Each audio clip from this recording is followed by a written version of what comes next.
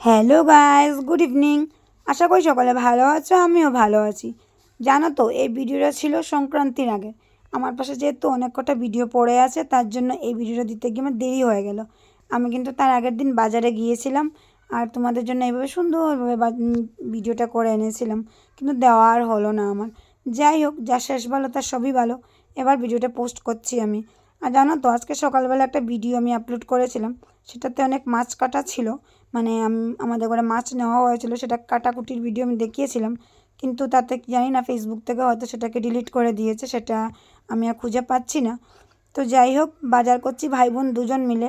অনেক সবজি কেনাকাটা করেছি, ফুল আমাদেরকে কিনে নিয়ে আসতে হয়।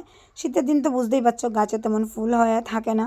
তার মধ্যে অনেক গাছগুছ কেটে দিয়েছে, পরিষ্কার করে দিয়েছে তার জন্য। আর এই কমলা লেবু দেখলে কার না লোভ লাগে বলো। তো বাড়িতে যেহেতু তোমরা তো ভিডিও দেখেছোই, সংক্রান্তির ভিডিওটা, তো তখন ফল তো লাগেই সবার বাড়িতেই, তো অনেক ফল কেনাকাটা করেছিলাম। তার সাথে অনেক সবজিও কেনাকাটা করেছি। আর তেমনভাবে আমার বাজারের ভিডিও মানে আমি করি না, কারণ হয়তো কেনাকাটার সময় ভিডিও করতে আমি পারি না, হয়ে ওঠে না আমার। তার জন্য আজকে ভাই ছিল সাথে, তো ও কেনাকাটা করছিল বলে আমি টুকুর টুকুর করে একটু একটু ভিডিও করে নিলাম।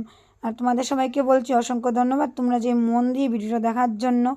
আর তোমার সবাইকেই বলি অসংখ্য অসংখ্য ধন্যবাদ, তোমরা সবাই আমার পাশে আছো, এইভাবে আমার সাথে থেকো। আর আমি আজকাল ভালোভাবে ভিডিও দিতে পারছি না, সবার সাথে থাকতেও পারছি না, তো কেউ প্লিজ আমাকে ভুলে যাবেন, আমার সাথে থাকবে।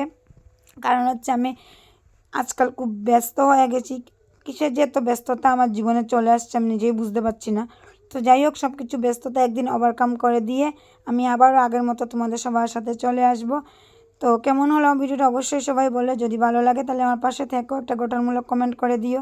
তো এবার বাড়ি যাওয়ার পালা। বাড়িতে যাওয়ার সময় এইভাবে, যেটা আমরা বলি বিহারি চানা কিংবা বারো মজা, যে যার বাসায় যা বলে, চানা মাখা, তো সেটা নিয়ে যেতে হবে, আমাকে অর্ডার করেছে, তো সেটাই।